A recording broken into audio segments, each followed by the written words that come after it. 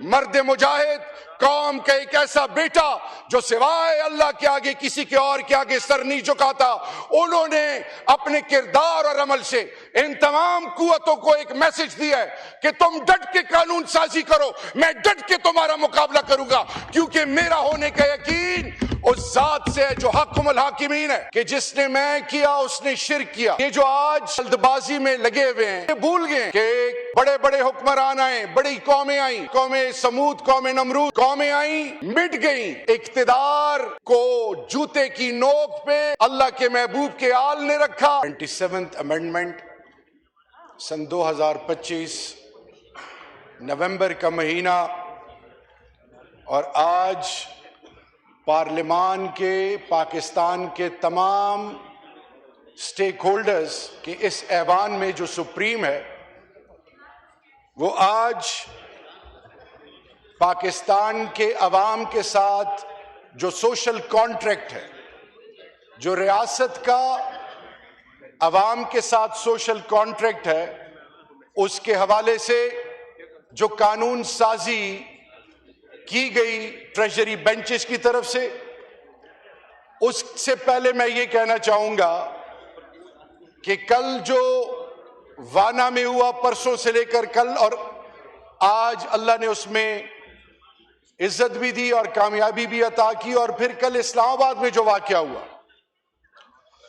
یہ قوم بدقسمتی سے 1979, اس سے پہلے کولڈ وار تھا, اس سے پہلے سیٹو سینٹو, یہ قوم پہلے دن سے آزمائش اور اضطراب میں جیو اسٹریٹجک لوکیشن کی وجہ سے جن تکلیفات سے گزری, اور اب ہم اگر تھوڑا پیچھے دیکھیں تو وار آن ٹیرر, اور آج جس طریقے سے افواج Pakistan, civil armed forces, civilians اس دھرتی ماں کے لیے لازوال قربانیاں دے رہے ہیں, تو میں یہ حیران ہوں کہ جب آئین اور قانون کی بالادستی کی بات ہو اور اس کی جو مین پریریکویزٹ ہے وہ یکجہتی ہو, قوم یکسوئی کی طرح ایک سیسا پلائی ہوئی دیوار ہو, ان کی عزت نفس کو پامال اور مجروح نہ کیا جائے, اور ان کی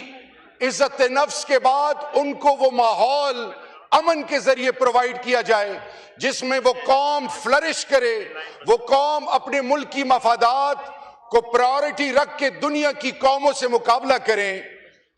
تو چیئرپرسن صاحب, آج اس جلد بازی میں جو یہ اپنی ذات کو پروٹیکٹ کر رہے ہیں اور میں مبتلا ہیں, تو فلسفہ میں حضرت علامہ اقبال رحمت اللہ علیہ نے فرمایا کہ جس نے میں کیا اس نے شرک کیا. یہ جو آج جلد بازی میں لگے ہوئے ہیں یہ بھول گئے ہیں کہ بڑے بڑے حکمران آئے, بڑی قومیں آئیں, قوم عاد, قوم سمود, قوم نمرود, قومیں آئیں, مٹ گئیں. اقتدار کو جوتے کی نوک پہ اللہ کے محبوب کے آل نے رکھا, ذات کی بات نہیں کی, انسانیت کا علم اٹھایا, اور انسانیت کے اس علم کی بنیاد ہمیشہ انصاف اور انسانیت کے ارد گرد گھومتی ہے, اور یہی علم ایک صاحب کردار, صاحب حیثیت, مرد کلندر, مرد مجاہد, قوم کا ایک ایسا بیٹا جو سوائے اللہ کے آگے کسی کے اور کے آگے سر نہیں جھکاتا, انہوں نے اپنے کردار اور عمل سے ان تمام قوتوں کو ایک میسج دیا ہے کہ تم ڈٹ کے قانون سازی کرو, میں ڈٹ کے تمہارا مقابلہ کروں گا, کیونکہ میرا ہونے کا یقین اس ذات سے ہے جو حکم الحاکمین ہے. حضرت ابراہیم علیہ السلام کو نمرود آگ میں ڈال رہا تھا, تو میں عالم نہیں ہوں, چیئرپرسن صاحب, جبرائیل علیہ السلام آئے اور فرمایا کہ آپ کا کوئی حکم ہو, تو ابراہیم علیہ السلام نے فرمایا کہ اس آگ پہ اختیار کس کا ہے؟ کہا گیا اس پہ اختیار اللہ کا ہے. تو انہوں نے فرمایا کہ میرے لیے میرا اللہ ہی کافی ہے, حسبنا اللہ و نعم الوکیل, نعم المولا و نعم النصیر. آج نیشنل سیکیورٹی, آج قومی یکجہتی, آج عوام پاکستان کے وہ مسائل جو 30 لاکھ سے زیادہ لوگ پڑھے لکھے کاروباری باشعور اس ملک سے جا چکے ہیں. آج جس یونیورسٹی، جس کالج، جس اسکول میں چلے جائیں، اس ملک کے بچے مایوس ہیں، یوتھ ڈسٹریکٹڈ ہے، ڈسلوشنڈ ہے. آج وہ سیاسی پارٹیاں جو اپنی سیاست کے حوالے سے اقتدار کا کھیل کھیل رہی ہیں، آج وہ اپنی بنیاد کھو چکی ہیں. وہ چارٹر آف ڈیموکریسی، وہ سول سپریمیسی کی باتیں کرنے والے آج راگ الاپ رہے ہیں، ہم پر تنقید کر رہے ہیں، لیکن وہ یہ بھول گئے ہیں چیئرپرسن صاحب کہ ان کی سیاست تو ختم ہے. کب تک فارم 47 کے ذریعے ان کو ایوانوں کا حصہ بنایا جائے گا؟ کب تک؟ جب اللہ کی پکڑ آئے گی تو یہ بہت پچھتائیں گے. آج بھی ان کو یہ احساس ہو جانا چاہیے کہ فرد واحد زرداری صاحب کو انہوں نے استثناء تو دے دی ہے، انہوں نے جیل بھی کاٹی تھی. اگر یہ 2 سال اور وہ کھڑے رہتے تو ان کی توقیر میں اضافہ ہوتا، لیکن انہوں نے ایسی بے توقیری کی کہ اپنے ساتھ پیپلز پارٹی کی سیاست کی بنیاد کا جنازہ نکال دیا. اور وہ لوگ جو اپنے آپ کو سمجھتے تھے کہ ہم ایسے نعرے اور ایسے نیریٹو بنائیں گے جس سے کیا ہوگا، ووٹ کو عزت ملے گی، اور وہ بڑی بڑی باتیں کرنے والے، انہوں نے عزت سیاست کی اور جمہوریت کی اور اپنی بنیاد کی. اور جیسے ابھی سینیٹر عرفان صدیقی صاحب جو کہ ان کے کی سٹیک ہولڈر تھے، وہ جب اللہ کو پیارے ہوئے، کسی کو بھی زحمت نہ ہوئی کہ خاص کر کی لیڈرشپ میں کہ وہاں حاضری دیتے. کل آپ کو بھی خدا نہ خواستہ کوئی نہیں پوچھے گا، کو آپ کا کوئی نام بھی نہیں لے گا. جس طرح یحییٰ صاحب سے لے کر جنرل یحییٰ، پھر جنرل ضیاء الحق مرحوم، پھر پرویز مشرف صاحب، پھر اسی طرح اقتدار میں لوگ آتے رہے، لوگوں کو تکنی کا ناچ نچواتے رہے، اپنی مہ میں ڈوبے رہے، اور لوگ اس وقت جو نوازے گئے وہ سر جھکاتے رہے. اور وہ لوگ جن کو چیلنج کیا گیا انہوں نے آوازیں اٹھائیں، لیکن بدقسمتی سے یہ لوگ آج سارے ایک ہو چکے ہیں. اور خان صاحب نے کہا تھا کہ انشاءاللہ یہ سارے ٹولے ایک ہوں گے، لیکن پھر بھی یہ مجھے شکست اس لیے نہیں دے سکیں گے کیونکہ ان کی ذاتی مفادات، ملکی مفادات، عوام پاکستان کے مفادات سے بڑھ کر ہیں، کیونکہ اپنی ذات کا سوچتے ہیں. تو چیئرپرسن صاحب، یہ 27th amendment is a simple mockery with the people of Pakistan. عوام پاکستان کو آرٹیکل 1 سے آرٹیکل 50 مثال کے طور پہ، یہاں پہ اقبال آفریدی صاحب جو کہ قبائلی علاقے کو ریپرزینٹ کرتے ہیں، آرٹیکل 5 قبائل کے بنیادی حقوق کو آئین کی روح سے جب پرکھتے ہیں تو آپ نے ان کو آن بورڈ لینا ہے، ان کو کنسنسس میں شامل کرنا ہے. آپ کبھی چیف منسٹر کو انڈرمائن کرتے ہیں، کبھی 4.5 کروڑ کے چیف منسٹر، چیف ایگزیکٹو کو اڈیالہ کے باہر ذلیل کرتے ہیں، کبھی آپ کیسی حربے استعمال کرتے ہیں. سیکھیں ماضی سے سیکھیں. ماضی اس لیے ہے کہ اللہ اگر ماضی کی اہمیت نہ ہوتی تو اللہ پاک قرآن میں ہمیں قوم عاد، قوم سمود، قوم نمرود کی مثالیں اور ان سے سیکھنے کا موقع نہ دیتا. پھر جب یزید کا دربار تھا اور حضرت بی بی زینب کا جو خطبہ تھا، وہ کیا میسج دیتا تھا؟ وہ کس چیز کی آگاہی تھی؟ وہ اقتدار کے نشے میں دھت لوگوں کو یہ میسج تھا کہ wake up before it's too late، جاگ جاؤ. میں آپ سے یہ کہنا چاہوں گا کہ وقت کی ضرورت کیا ہے کہ جب انتظامیہ، مقننہ عدلیہ، جب ان کے فیصلے کوئی اور کرنا شروع کرے، جب 4th pillar of a state اس کی آنکھوں پہ اور منہ پہ پٹی باندھی جائے، اور پھر جب پارلیمان میں گھس بیٹھیے آئیں، اور پھر جب ملک کی مفادات پر سودے بازی ہو، تو ایسی قوموں پہ نہ اللہ کی رحمت آتی ہے، نہ ایسی قوموں کے فیصلے ان قوموں کے بنیاد کو جوڑنے کا ذریعہ بنتے ہیں. آئیں، ڈر کس چیز کا ہے؟ ڈر کس چیز کا ہے؟ آئیں عوام کے سامنے جاتے ہیں. آج اسپیکر صاحب نے کہا کہ میں نے خان صاحب کو 2 دفعہ شکست دی ہے.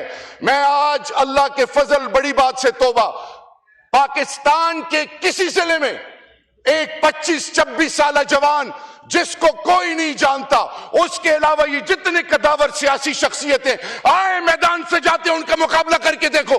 اگر آپ کی ضمانتیں ضبط نہ ہوئی تو پھر یاد رکھنا یہ کہہ دینا کہ واقعی تحریک انصاف حق اور سچ قلم نہیں اٹھائی ہوئی تھی.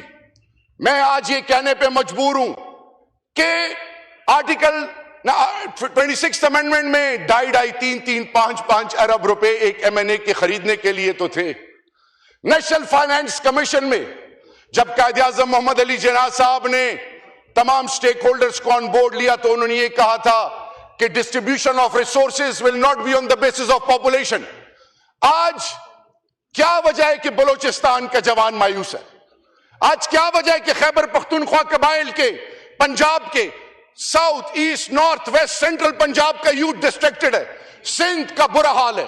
آج گلگت بلتستان، آزاد کشمیر، وہ کون سی ایسی وجہ ہے؟ کیا ہم ساتھ نہیں چل سکتے؟ کیا ہم سر نہیں جوڑ سکتے؟ کیا ہم سب کو ایک ساتھ نہیں ملا سکتے؟ ٹو وار فرنٹ اپ نہیں لڑ سکتے؟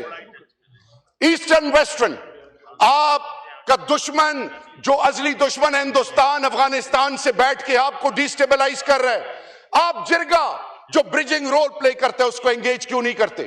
آپ کنسنسس کے لیے، آپ کے یہ طالبان آپ کے بلو آئیڈ تھے، آج کیا وجہ ہے؟ آپ کیپیسٹی بلڈنگ کیوں نہیں کرتے ان انسٹیٹیوشنز کی جو فور فرنٹ پہ؟ خاصہ دار، پولیس، لیوی، یہ وہ جوان جو اپنی جانوں کے نذرانے پیش کر رہے ہیں. چیئرپرسن صاحب، انٹرسٹ نہیں ہے، درد نہیں ہے، تکلیف نہیں ہے. اور آپ نے کہا کہ پرائم منسٹر صاحب نے کھڑے ہو کے کہا کہ جی ڈائیلاگ ہونا چاہیے. اسپیکر صاحب نے بھی کہا آپ ڈائیلاگ کرنا چاہ رہے ہیں، ضرور ویلکم، ہم نے ویلکم کیا، لیکن بیرسٹر گوہر صاحب سے نہیں، پی ٹی آئی کے سٹیک ہولڈرز جو یہاں پہ ان سے نہیں، وہ تو آپ کی کسٹڈی میں. شو کریج اینڈ گریس، بات کریں ان کے ساتھ. وہ بڑے دل کا وہ مرد مجاہد، قیدی نمبر 804 آپ کو ویلکم کرے گا. وہ ذات کی بات نہیں کرے گا، وہ ہمیشہ پاکستان کی بات کرے گا، کیونکہ انہوں نے IMF کے حوالے سے، اس خطے کے امن کے حوالے سے، ایران کے حوالے سے، مودی کے حوالے سے، جیل سے بیٹھ کے 8/7 کے ڈیتھ سیل سے وہ میسیجنگ کی. اور پھر آپ نے دیکھا کہ 10 مئی سے پہلے جن کو ڈیجیٹل دہشت گرد کہا جاتا تھا، فرسٹ لائن آف ڈیفنس بنے. کہ آج لویا جرگہ ہے پشاور میں، آج چاہیے کہ پاکستان کے تمام سٹیک ہولڈرز پرائورٹی نمبر 1 بنا کر پشاور جائیں، اس کا حصہ بنے. نمبر 2، آن پرائورٹی بیسس تمام سٹیک ہولڈرز کو، بلوچستان کے وہ تمام لوگ جو ناراض ہیں، جنرل جنجوعہ سے سیکھیں، انہوں نے پہاڑوں میں بیٹھنے والوں کو انگیج کیا، وہ آئے مین سٹریم میں اور پاکستان کا حصہ بنے. وہ آپ بات چیت تو کریں. آپ کب تک ڈرائیں گے؟ کب تک روکنے کی کوشش کریں گے؟ کب تک کہیں گے کہ میں ڈرا کے اس کو ختم کر دوں گا؟ کوئی میرے چیئرپرسن صاحب، خوف کے بت ختم تب ہوتے ہیں جب آپ کہتے ہیں لا الہ الا اللہ، کہ نہیں ہے کوئی معبود سوائے اللہ کے. چیئرپرسن صاحب، 27th amendment is a scar on the face of democracy. 27th amendment will humiliate us globally at all levels. یہ جو حقوق اللہ اور حقوق العباد کا کانسیپٹ ہے، خدا نخواستہ آپ نے اس کو چیلنج نہیں کیا. جب اللہ کہتا ہے کہ تم حقوق اللہ میں کوئی خدائی کرو تو میں ارحم الراحمین ہوں، معاف کر دوں گا. حقوق العباد میں جب تک وہ شخص، آپ استثناء دینے والے کون ہیں؟ خلفائے راشدین، اصحابہ کرام، انبیاء کرام تو معصومین تھے.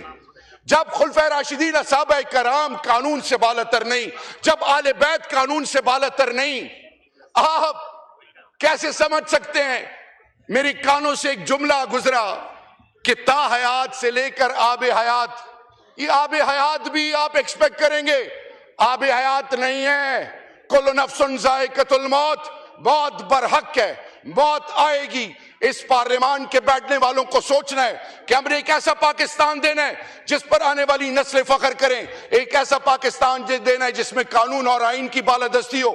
ایک ایسا پاکستان جو دنیا کی آنکھوں میں آنکھیں ڈال کے مہذب سیولائز طریقے سے آگے کامیابی کرے. یا ایک ایسا پاکستان جو کہ سسکتی ہوئی مائیں، بے چین پریشان جوان، ان کو پتہ ہی نہ ہو. میں اس فلور پہ یہ بات بھی کروں گا آج کی ڈیسیژن میکر سے کہ وہ خارجی، وہ پہاڑوں پہ بیٹھنے والے، وہ جب قبائل کے پاس جاتے ہیں انہیں کہتے ہیں کھانا کھلاؤ، پانی پلاؤ، وہ بیچارے